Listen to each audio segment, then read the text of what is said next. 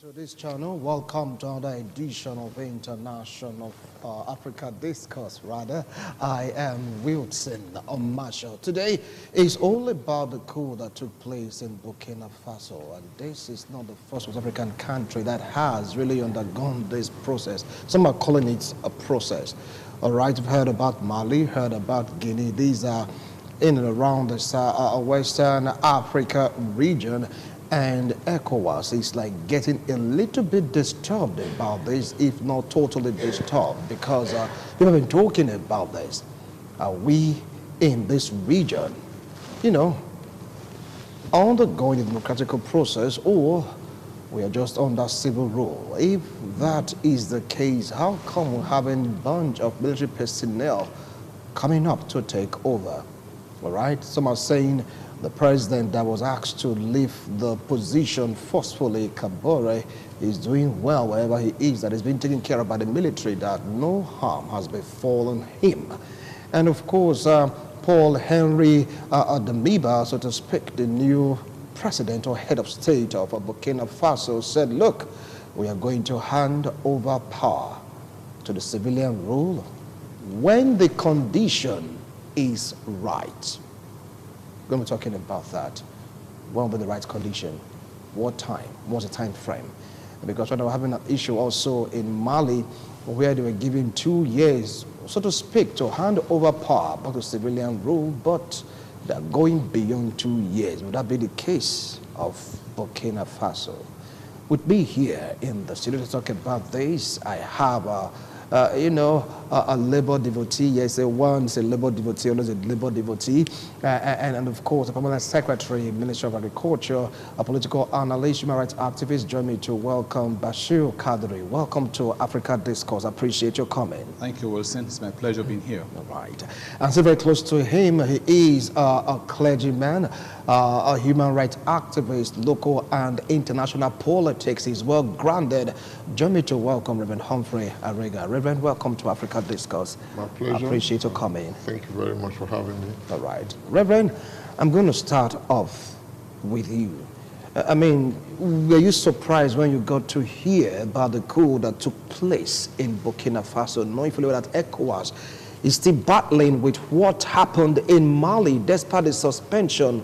We get to hear of one Henry Paul coming up to say, look, I am the new head of state of Burkina Faso. He gave reasons. We'll get to that reasons later. Take it up from there. Well, thank you very much. I keep repeating this statement that I'm not surprised about what happens in Africa, because if you look at the trend just mentioned, the West African axis is becoming militarized, the Sahel region, some of the other things.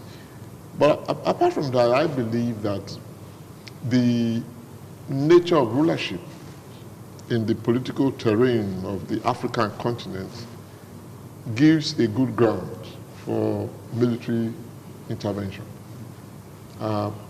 Once there is a bad administration, I use the word, once the political environment do not have anything to do with the lives and properties of the common man, there is always a brewing agitation in the hearts of people.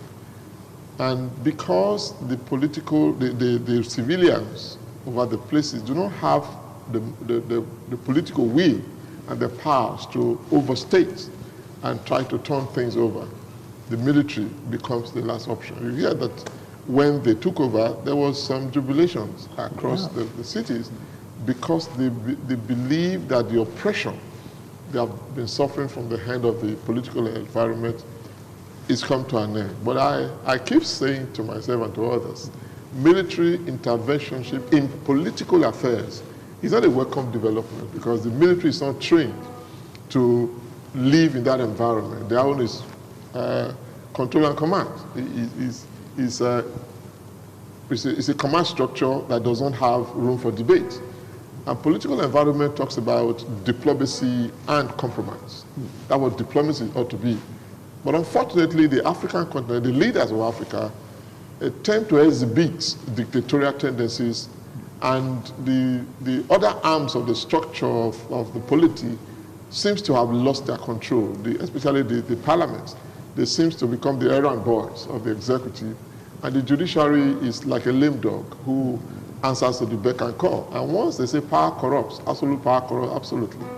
African leaders believe that they are despotic in life and they have all it takes. They are. They make no mistakes. They need nobody's intervention of thought, and they feel they can do anything. So I believe that as much as there is in me the issue of democracy that should be where people can express their thoughts, but the African leadership is making democracy a mockery and making military intervention is a necessity.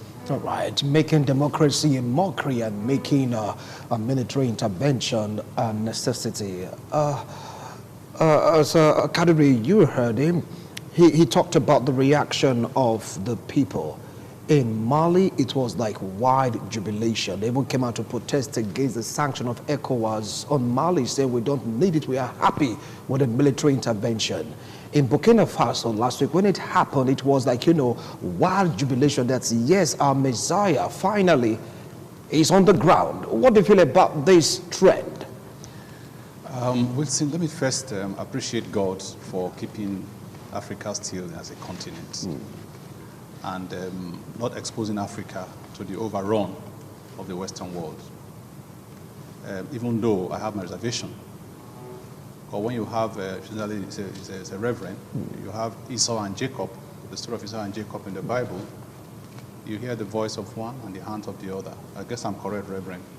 Very correct. Now, a lot of things that happen in Africa have a lot of undertone. So many of them will unveil as future progresses. The world is dynamic.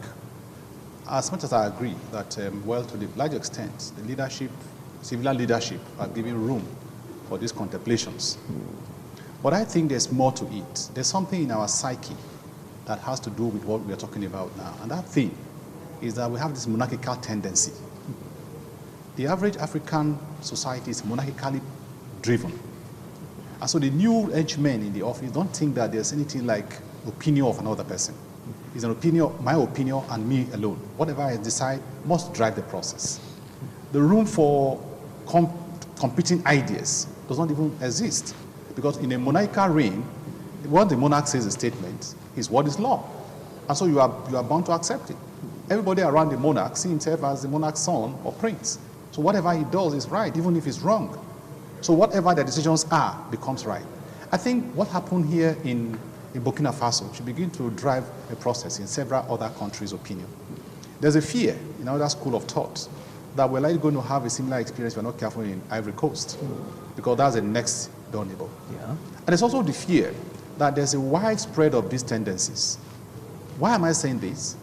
When you look carefully, if you run to Cameroon, run to Niger, you go to, of course, Ivory Coast. Ivory Coast, yeah. You go to Senegal. You see, there are tendencies that are there. Like I said earlier today, I pray that it does not erupt, because the African continent, West Africa, is in danger.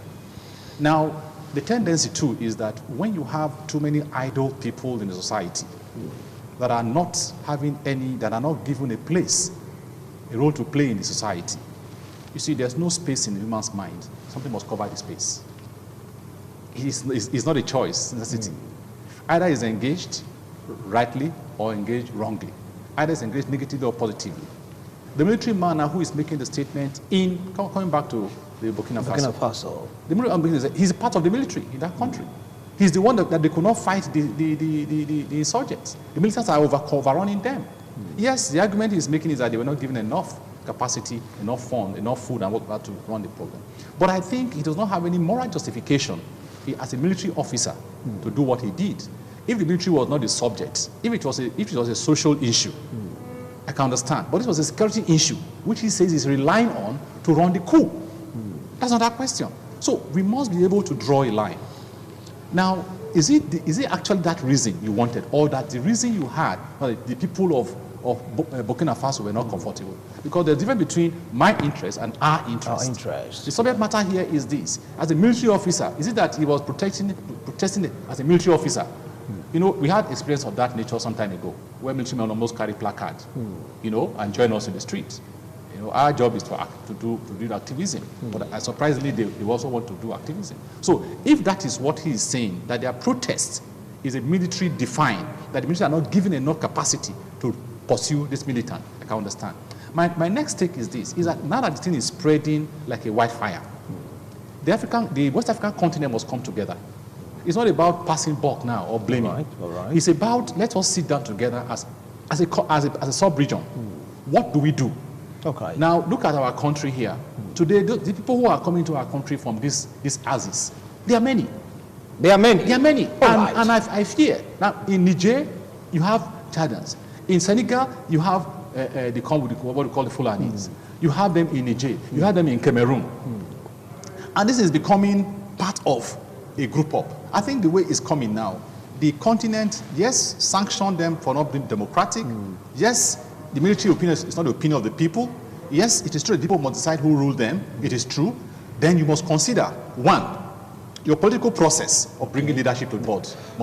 Okay, now you just hold on. I will come back to you now, because you raise a retinue of points that is, like, not really in support of the military. You're talking about the reason behind the coup. That's what we're going to talk about after this break. Don't go anywhere, and we'll definitely be right back to really expatiate more in this discussion. Do stay tuned.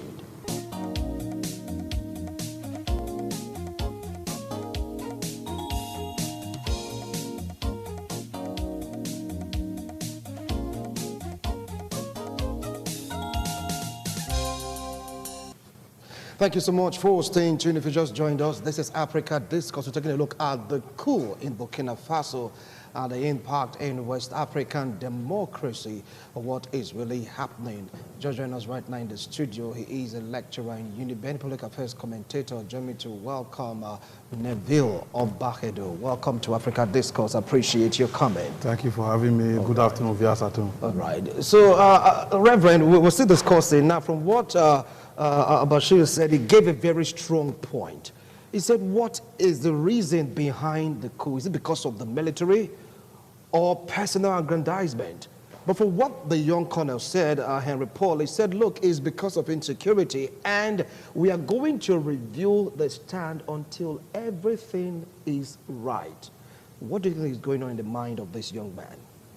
You see, everybody makes a case to justify an action. Yeah. The same thing that was said by Mali is exactly the same thing he said in Burkina Faso. You see, we're talking about, as I said, the African leaders give opportunity for military intervention.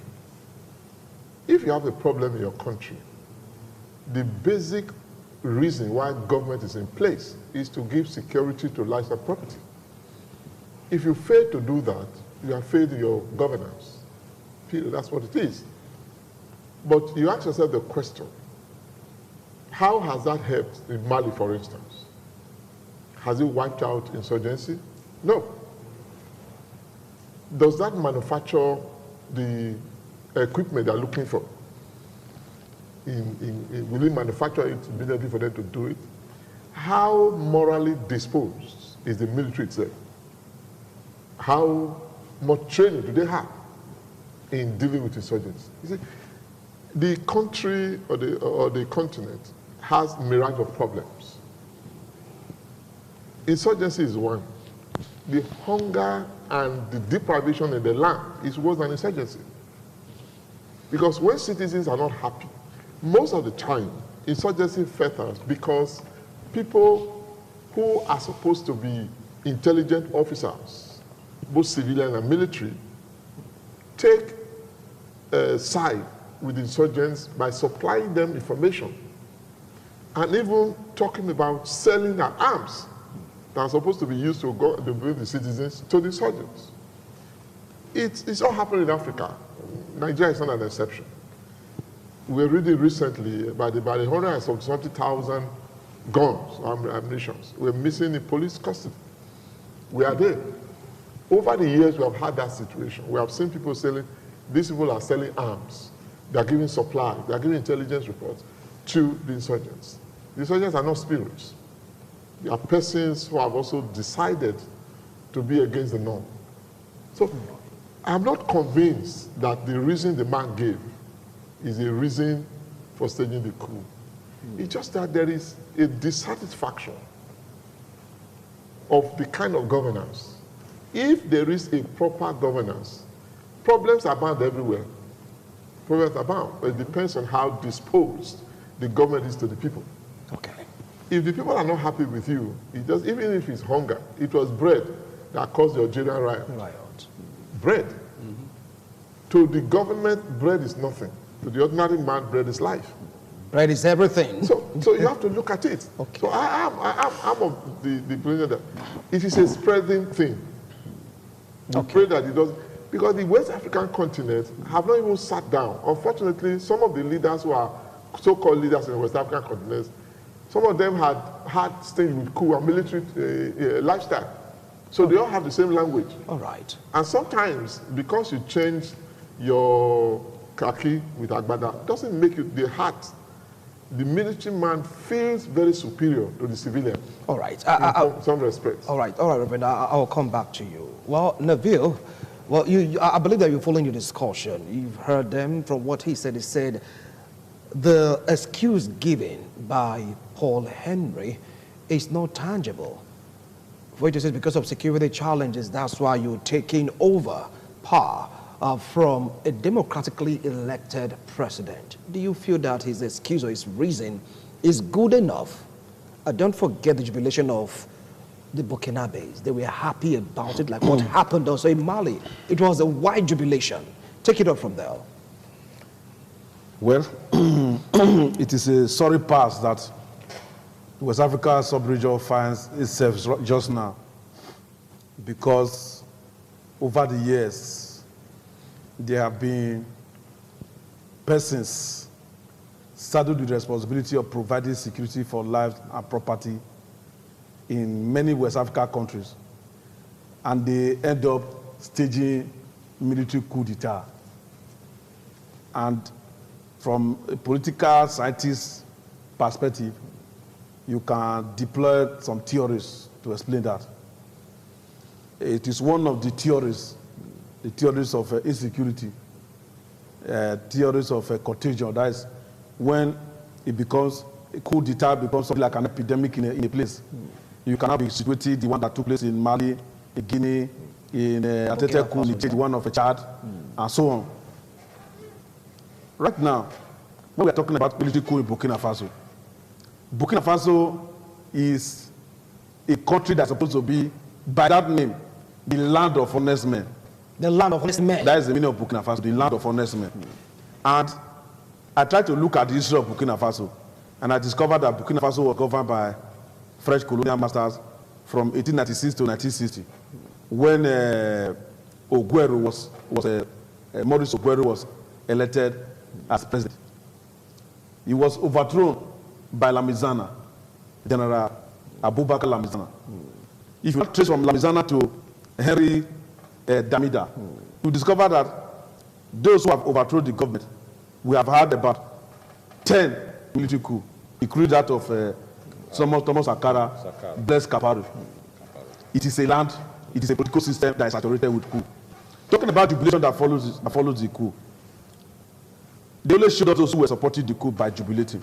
They did not show us those who were opposing the coup by not jubilating. So you see that they did not balance the information there. And I blame the press for that. Now, talking about Burkina Faso is a country that is bounded by Mali. There was a coup there not quite long. Not too far away from Niger, there was a coup. And they're Guinea like that. The implication is that these countries, those who have been managing the affairs of these countries, they mismanage the affairs of their country to the extent that they create a security gap. One of the reasons for insecurity in Burkina Faso is because of the large deposit of gold. Countries, businessmen, investors who are coming to tap gold, to extract gold, they make the state to lose its extractive power. In that case, they bring criminal elements, bandits from Mali, from other Sahel states. When they bring them, they arm them, so that when the locals want to stop them from appropriating their resources, they attack them. If you look at the news, anytime they are talking about attacks on communities, you will ask yourself, why are they attacking the communities?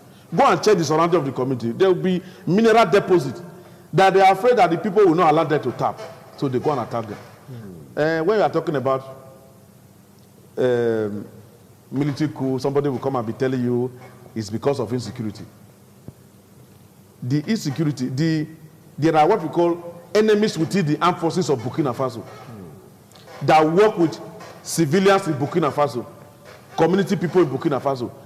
Because for some time now, I see that they have been targeting, the bandits have been targeting military formations to kill them and carry their weapons. People give them that information. All right. And it is a sorry pass. That is what I would say. So because the people that said they are coming to ensure that there's security, they leave the place more insecure than they met it. All right. I'll come back to you, Neville Obakedo. Well, you heard him. He said it's just one part that the press zoomed in on, talking about the jubilation in the street, that others may not be in support of it. But insecurity, is it not enough to take over? Because of the report we're hearing about Burkina Faso, talking about incident attack by the jihadist group, according to Colonel Paul Henry Damiba, he said, look, we are doing this for the benefit of the people. The military need to come into power to really repel these jihadists. Is there no point in it? Is there no sense in what he's saying? Now, I will tell you this, Wilson. Today, when I was trying to anchor the discussion, yes, I did mention to you that we're talking about today, we must look at where's our history, where's our own natural psyche as a people. Now, I asked the question. The young man said the reason for the coup was because there's militancy and the country is being overrun by militancy. And I said in my mind, you are a military officer who was kept in the battlefield to secure the people. You are now being overrun. The next thing you do is to come back to say the civilian government must go. So what role did you play in this whole arrangement? I agree that there are moles. Everywhere you find there are moles in security. There are moles everywhere. But the point is this, is that I am saying the experience that is happening now is like gradually spreading. You know, some experts are simply saying they are afraid that Ivory Coast may fall because of the closeness. And of course, we also see what is happening. It has the story of either the jihadists that have been here, it's a story of Boko Haram, the story of all of this are happening continuously in Cameroon, in Niger, and everywhere. But my opinion is that we are trying to justify why we take coup. It's normal. A man who does the wrong must tell you the reason why he's doing the wrong. And there's no way you can convince him against it. But the truth is that even himself is not even safe, because when you conspire with dissident group to undermine your own system, wait for your turn. It's going to get to you very soon. That is exactly what you find now in many of these countries. For instance, many years ago, people were underground financing coup so they can find themselves in. Today, they have been overrun by those things they were doing. So we must learn from this experience that as Africans, West Africans that we are, instead of start looking for reasons, let's all come together as leaders. What do we do to stem this tide? Because if you listen to the story of Hesselesa, in his time, when Ethiopia was under siege, he told the League of Nations that today is mine, tomorrow could be your turn. Let's come together and stop this trend. The trend now is moving very fast. Yes, I agree, the ECOWAS people say we sanction them, we do all of that. They should be to think of a joint force that will stop this moving train. Because the moving train. My last take is this, which I have to talk, I just want to spread, is that first, what you should be doing as Africans, as West Africans or Africans, really think of what is the mode of bringing leadership to bear. Many a time, nobody gives this a thought. We are easily running into the sheep of tribal definition, religious affinity, and creed, and all of that, without looking at the issue of who has the capacity to deliver. Even though the military might have no reason, as far as I'm concerned, reason to do the coup, what he would have just done was to assist the country overcome that thing as a military officer. But for me, his attempt, what he's doing now, I may be wrong, but I think it's a personal drive for personal gain. Because when he gets there, I'm afraid he may not be able to do what he thinks now that is wrong with the system. because some of them have already been compromised. Even the military where he belonged, how much has he done in the military to make it stronger and stronger to fight what we're talking about now? So for me, I'm thinking that what Africans should be thinking now with this development that is coming as a spread is let us sit down together as African leaders and think of how do we manage this trend and stuff. Second, what structure do we put in place to make sure that leadership that comes in Africa is a leadership that comes from the people, not from among the elites, but from among the people. Because what we have today in Africa is that everybody wants to become a godfather or a kingmaker or bring in who he wants to be, defining religion, defining tribe, not merit. And when you have that kind of situation, you will have leaders that will not have the people at heart, but they'll be having people who brought them on board to pay them back. So these are the issues that I think so. Like I said today when I was talking, I said Africa suffered a fate because we came from a monarchical background where everybody wants to become a king, and when they become a king, his word is the law, whatever he says. Democracy is new, and I think we need to allow democracy grow so that we can have the spirit to drive our process. All right, we need to make democracy grow so we can, allow the spirit to drive the process. We'll go for a break. When we return, we'll continue this discussion talking about how West Africa should really come together as a unit to fight against this trend, or is it going to overrun the region? Don't go away.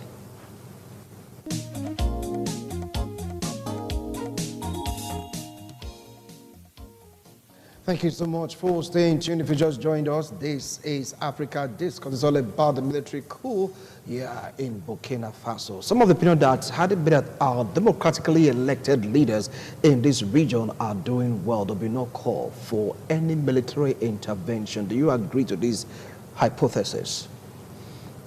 Well, the point is, nobody goes against what is good, what benefits. It is when you are not benefiting from something that you react to it. Two things I've looked at in some of these issues. Like my brother said, we have a background of a monarchical theory that says the king is law and is all that. But we agreed that we should have a democracy because that system do not allow citizens to participate. Well, unfortunately, the Africans have not learned what democracy is. They just saw the name. They look at what happened in America and Europe, and they think it may be good. But they have not studied the foundation and tried to adapt it. Because I was telling to somebody, I said, look, the reason why we have medical problems in Africa is that we are applying Western drugs that have no value with our tropical environment to cure the disease. It does not work.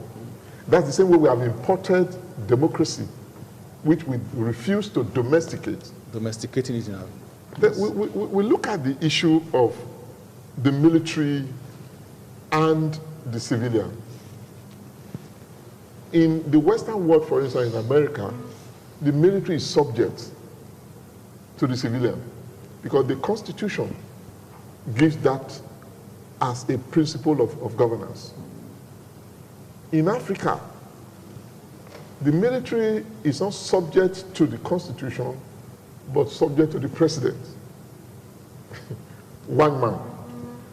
And when that man makes a mistake, the military begins to feel that the kind of inferiority they are being subject to is not what they are supposed to be. And so we have allowed our systems to be entrusted into the hand of one man. And when they say power corrupts, absolute power corrupts absolutely, it's very wrong, it's very true. When you no longer hear advice, you no longer consult, you no longer believe that somebody else has something to say, you are going to land into a ditch that you cannot come out from. We ask ourselves, how good and how can we say or justify the electoral system in Africa? Okay. How can we? Okay. We don't have elections in Africa. We have selections. All right. We'll come to that. We'll come to that. Well, you've heard him say we don't have election in Africa. We have selections. And of course, the reason why these people choose to come up to say, look, for the democracy or civilian rule in this country is over because Guinea fell. Mali has fallen, and now democracy in Burkina Faso has been sacked by the military. should other West African countries be afraid of this trend? Is it going to be like a roller coaster, or will I say domino effect, like what happened during the Arab Spring? Yeah, of course to you. Okay. The first thing that African leaders and West African leaders, including Nigeria President Muhammadu Buhari and his members of his cabinet, the first thing they should do is that they should understand that by 2023, they will no longer be in power. It's another person. It may be APC, may be another party, but they will no longer be in power. And then when they cast their mind back, they should be able to say, yes, we united Nigeria more than we met Nigeria as a divided nation. The reason is because Nigeria, Niger, Chad, Burkina Faso, Mali, Guinea, the Côte d'Ivoire, Ghana, all of them, the West African nations, they are all heterogeneous societies. Nation states that are made up of different ethnic groups. And any person that becomes a president sometimes will like to be acting as if he's the president of his ethnic group. To the extent that if members of his ethnic group are misbehaving, they will pay deaf ears to it. But when they hear of opposition in another area, they will quell that opposition as if it's Hiroshima and Nagasaki, they want to go and bomb. So this is a problem that cannot unite any nation. Right now, as we are talking in Nigeria here, we're having a problem of IPOB. The approach of government, it is true that no government can fold its hand and say, let's allow treasonable offenses, let somebody challenge us and say they want to break away. It is true. But it is also true that it is not the amount of war that you're able to fight as a leader that will determine whether you are successful or not. You can employ other means of trying to ensure that any belligerent group or section of your country, you find out what is their problem and see if you can solve that problem before you now talk of shootout war. If you go to Cameroon, we are talking of Abazonia right now in Cameroon, and they are fighting. They want to break away from Cameroon. If the Cameroonian government of Amadou Ahidjo of blessed memory are now of Biya, if they accommodated the English-speaking people of Cameroon, they will not be talking of breakaway because they would have been given a sense of belonging and they will say they want to remain. If you go to Chad, you will see people from the Tuareg, they want to break away. If you go to Niger, if you go to Burkina Faso, all these countries, you will see that all this insecurity, they are festering as a result of the disunity that will be propagated by leaders of the country. And in a disunited environment, there can be no development, whether it's economic development, whether it's political development. So when we are talking about democracy not being a threat, we are just confessing democracy. We are not a threat to democracy because democracy does not have a foundation. Why does it not have a foundation? Anywhere you see democracy, there must be elements. If you go to China, the Chinese, they have their own democracy. Anywhere you see that their democracy, the elements of democracy of a socialist or communist society will be pronounced. If we have liberal democracy, as we say we practice here, we are expecting the elements, the characteristics of democracy to be more pronounced. Recently, the Nigeria National Assembly made a law that let democracy start from each of the political parties by ensuring that there's direct primaries, so that the big wigs will not just use indirect primaries and consensus to spring up candidates. It was opposed by some people and even the presidency, and they have come back to reverse themselves just now. How can you build democracy like that? Okay. As it is in Nigeria, that is how it is elsewhere. So when we are talking about crisis in all these nation states, the crises are, the foundation for the crisis are laid by leaders. They are supported and promoted by leaders. And the only thing they succeed in doing, which is the problem that we are not talking about from time to time, they now create what we call security gap. Because the security of many nation states in West Africa and elsewhere in Africa, instead of security that's supposed to be for the people, security will be for very few elements of the elite class. All right. You see big men in Nigeria, in Edo State here now, because we are talking from Edo State, you see the number of policemen that guide them, they guard their businesses, they guard their houses, and then you will not see police on the street. You see top army officers, military officers, you go to their houses, you see soldiers guarding their houses, guarding their wife to market, carry them, and the security that they're supposed to provide, they're not providing it. Okay. And so on and so forth. Now, in that case, you create security gap, as I said, you create capacity gap. The nation state will not now be able to deliver on the dividends of government. So you are not saying that all other countries in West African region should be wary of this? They should be wary of this by ensuring that they embark on what we call nation/state building. All right, I'll come back to you. He talked about nation/state building, and that's what ECOWAS is trying to entrench by slamming sanctions on this errant country, so to speak, in West African sub-region. Do you think it's going to deter others that have it in mind to follow the same trend, talking about military coup? Now, I tell you this, today I did mention that if you want to enter a house, there's a door. Yeah. The criteria to enter that door is fundamental. Who enters that house is important. We have not given room for credibility and meritocracy to decide who become leaders in Africa. We only allow tribal definitions and religious bigotry, if you like, unquote. And of course, some primordial sentiments to decide who. And many a time, people who come through this particular window are always not the best. Even in our academics, in politics, just mention everywhere you go. For instance, people now tell you that it is the turn of my tribe to become XYZ. And every tribe have the best and have the worst. Why can't, for God's sake, let the best come out of these tribes? But many a time, those who come out for this particular position that my tribe is now are people who do not have the capacity to drive the process. I do not want to mention names because we're talking about nation now. Yeah. But I tell you that even in our sub-units, our smaller enclaves, we have similar experiences where mediocres are promoted because they belong to a particular tribe or a particular religion. When the best are sit back looking and the worst are presented from these tribes. For God's sake, every tribe have the best and every tribe have the worst. When we're talking about tribal definitions, it does not give us a story for the future. What you are seeing is a accumulation of that kind of tendency that many people are promoted to the position they are. When they now get there, you begin to blame the system. I tell you, all of us must sit back. First, leadership must sit back. Second, followership must also think. Because sometimes leadership, yes, they make their mistake. But sometimes we, the followership, are the one who clap the hand for these people who decide to come to the board. Imagine you know that this young man has a background of criminality. He comes to your system and wants to contest for councillorship, want to become local government chairman. You know his history. The next thing you do, you clap for him because he's from your tribe. And then tomorrow when he gets to the position of that chairmanship, of course, don't forget, he has a good CV now. The next position will be, let me become governor. Next one, let me become president. Is it not true? It becomes a CV. So there is a fundamental gap.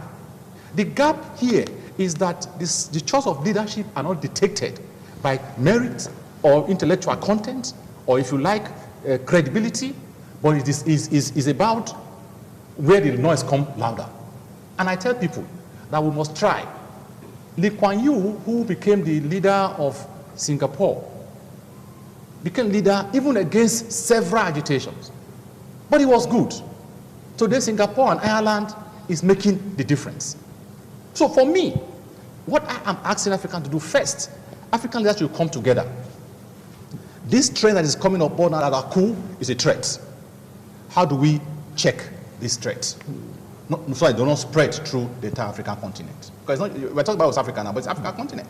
The Arab nations, are they in West Africa? They are not. They have their own court. Now, that's my first. The second is that we must begin to define our criteria of leadership. Because the current leadership criteria, I don't know how they come, but sometimes they don't seem to give us the best. Then my last take is this, is that every tribe have the worst and have the best. Let us always try and promote our best to compete with the best for other people so that we can get the best for our nation. Right. Because our country today we are talking about Nigeria. We are Nigerians. But my people say, if you see something happening in your neighbor's compound, you say, don't consign me. Be very careful. Because you get to you. One day it might get to you. All right. Be very careful. All right. Well, you heard him. Sanctions upon sanctions levied against these countries for allowing the military forcefully taking or seizing power. Is it going to serve as deterrent to every other country practicing democracy in West African sub-region? And of course, some are saying this is salvation, not a threat, as opposed to what you just said. Take it up from there. Well, it is said that when you keep doing what you're doing and you're expecting a different result, then it's madness. sanctions have been placed on African countries. The question is, what has happened? Who is placing the sanctions? What economic power or military might does West African nations have to enforce their sanctions? I mentioned something, and we need to look at that. The foundation of an issue matters a lot. The African continent was balkanized, and Africans are still in allegiance to their colonial masters. So we are not really independent. We are not independent economically, we are not independent politically, we are not independent militarily. There's no way we can talk of independence in African nation. And once you are not independent, it is obvious that you cannot take decisions.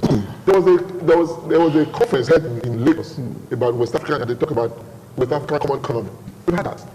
Common currency. We also talk about common African currency. We have to do African Union. We've had that. It is not that we have not had debates. It's how qualitative is it and the strength of enforcing that debate. Who and who are involved in this? It's not the same leaders who themselves do not even want to. You remember when Republic of Benin was holding an election, and there were problems. We know the drama. You see? So let us. It is obvious that we just jump into sanctions and we want to talk. The people are telling you in the first place, the sanction does not mean anything in the first place. That the military will tell you that. It will hurt the civilians because of the few things. But most of these countries are dependent on their colonial masters. Who is Niger, who is Burkina Faso's economic master? French and all. If France does not support that sanction, it doesn't work. You can put it on paper. Because they will go to France, we give them resources. Again, most of these coups are also taking place because there are certain business or political leaders in some of these countries whose interests must be guided. Like we said, the interest of anything in Africa is the mineral resources. Coup does not just happen. The man told you is because of insecurity. Insecurity came as a result of the mineral resources that is being tapped. No, he's saying that somewhere was stopped. Yes. So that's the reason for all this. The man who is already in charge of that is because the leaders have sold the economic base to an outsider. And those outsiders need to protect their investment. They have guns that we cannot even talk about. They have militants that we cannot talk. Some of them are not even citizens of that country. They are important. Yet they impose their thoughts and us on nations. So the nation Africa have refused to understand that nobody gives you power. You have to take it by yourself. Like he said, nations rise and fall on leadership. Once your leadership has a problem, you look at America, for instance. If a president says something and the Congress is not attuned with it, it's dead. But here in Africa, once the president says no, the parliament goes to sleep. Because they are not parliamentarians for the people, they are contractor parliamentarians. And this is the problem. So until we begin to have, how many laws have we made in this country? Every day you change the same law because they were thought through.